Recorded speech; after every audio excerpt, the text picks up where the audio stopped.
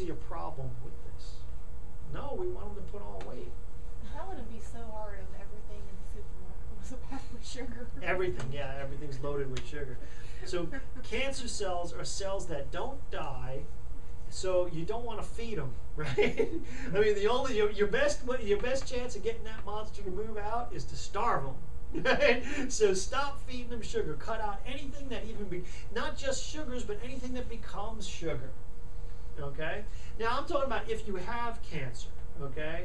Now, if you don't have cancer, you need to eliminate all sugars, and you need to restrict things that become sugar, because you don't want to create that environment for cancer. But if you have cancer, you want to be 100% no, no, no, no, no. No. That's a big no-no, because that's what they eat. So you can literally, according to that, you can literally live with cancer in your body and be fine. Does that You get that? The fruits for the sugar? Yeah. So you can live with cancer in your body and be fine if you don't feed it, because then it won't grow, and it'll just be sitting there just like it's been sitting for the last 15 years. So you can actually live fine with the cancer in your body. And then if you work on the other factors of boosting your immune system and cleaning up the toxicity, then your body's going to start attacking the cancer. So that's a game plan. That's a great game plan. So PET scans, this is what I was talking about. The PET scans are sugar. They inject you with sugar to find where the cancer is. So this is well documented. So don't consume toxic meats. If you've been to any of my nutrition classes, this is a big thing. Don't consume. So the number one source that people get toxins from is from their meats. So if you're on a limited budget and you can't buy organic everything, then you start with the meats, okay? And this is in our books. The advanced plan is really the cancer plan. That's the one with no sugars in it, no grains. And then the core plan is the one for people who don't have cancer, but they don't want to get cancer, right? And it's got a little more grains and a little more things in it. But both plans have meat, but it's the green-fed, the grass-fed beef. It's not the typical stuff that most people are buying. So it takes 5 to 8 pounds of chemically sprayed grain to produce 1 pound of beef. So 5 to 8 pounds of pesticide sprayed stuff. You wouldn't sit down and eat 5 to 8 pounds of stuff in one sitting, but that's exactly what you're doing when you're eating a pound of meat. So it really concentrates it. There's also antibiotics and hormones and steroids and a lot of other things that are going to interfere with how your body functions. So you want to eat healthy meats. And additives. Wow. Hot dogs. In 1978, I think it was, they tried to outlaw this stuff, the dangerous additives, the nitrates. Okay, they tried to outlaw it. And it made it all the way through until the American Beef Association they got up and said, well, they're trying to outlaw hot dogs. And oh no, we can't that baseball hot dogs, that's the American way. We got to have hot dogs. The thought of, because they couldn't, it's a cheap way to make the hot dogs look red and stay fresh, and so they couldn't reproduce that without the chemical as easily and cheaply. So they said, hey, they're going to outlaw hot dogs. So that it got killed. It got killed. But it's illegal in almost every other country. The nitrates that are in our hot dogs are illegal even in Mexico. Okay? And yet we're feeding them to our people. My church just had a vacation Bible school, and they had hot dog night last night. Didn't go anywhere near them. I made sure my kids, we had a vegetable lasagna before we went over there, and we ate that before we went over there. And everybody's going, aren't you going to have one? Oh, they're great. No.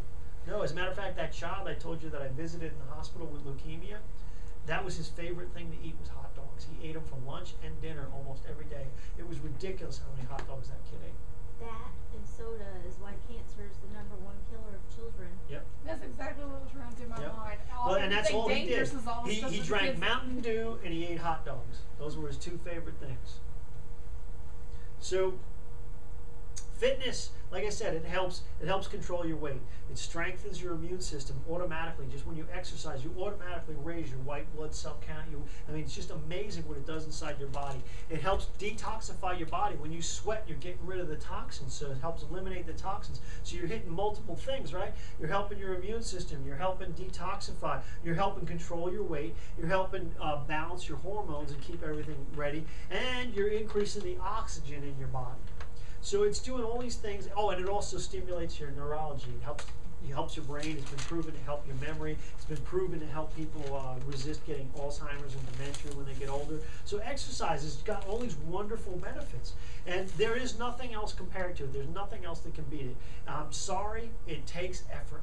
You know, you can't just swallow a pill and get exercise, but the benefits are just ginormous. So fitness and cancer is huge. Getting in shape really makes a big difference in fighting cancer.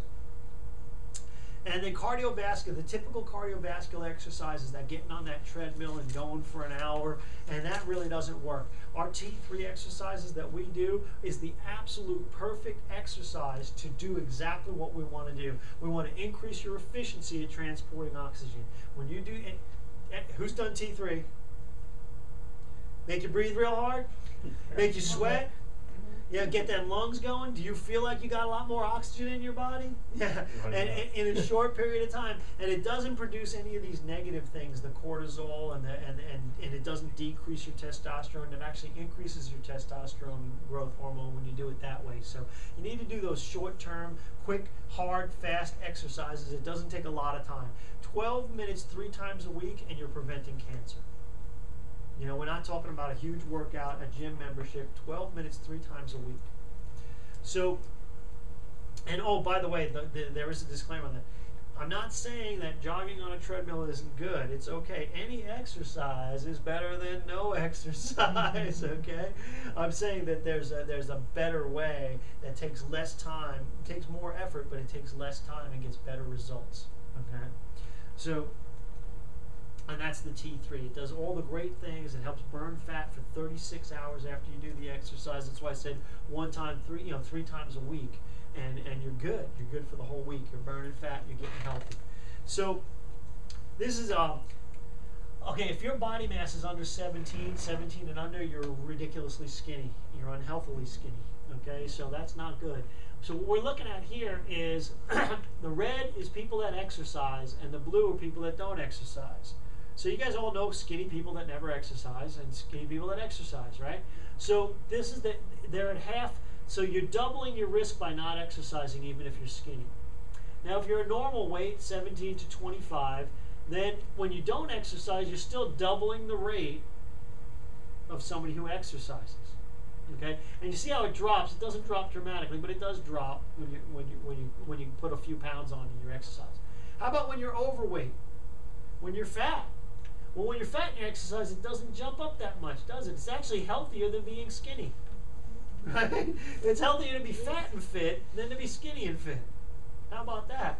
Yeah, but still, the unfit people, they're all up here in the top. And they're all really raising their risk of sickness and disease. So being fit, regardless of your body weight, makes a huge difference on how your body is, on the health of your body and whether or not you can fight cancer.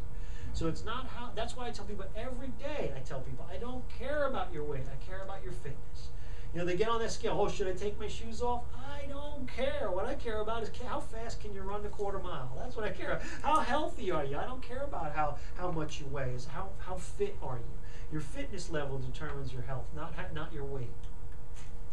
So toxicity. Well, fluoride. It's in your toothpaste. It's in your water. It's in your mouthwashes. Your dentist washes your mouth with it. He puts these things in there and lets your teeth soak in it. Fluoride causes more human cancer deaths and causes it faster than any other chemical. And that's the U.S. National Cancer Institute. Okay? Because I've had this discussion with people plenty of times, and it's insane. And the history of fluoride in our drinking water, I've gone over all this stuff. I've had class. I mean, it's crazy. It's a toxic byproduct of aluminum manufacturing, of aluminum mining. And they used to have it in storage barrels. They didn't know what to do with it because there was no safe way. I mean, they had to like bury it in a vault 300 feet under the ground and seal it. You know, I mean, they didn't know what to do with it, and they decided that putting it in the water could be good. And so they got rid of it by selling it to the government to put in our drinking water.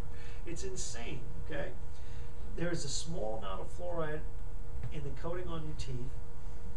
When is that formed? When your teeth are formed. After that, it's done. It's done. Okay, too much fluoride actually ruins your teeth. It's dental fluoridosis. It actually ruins your teeth. So once your teeth are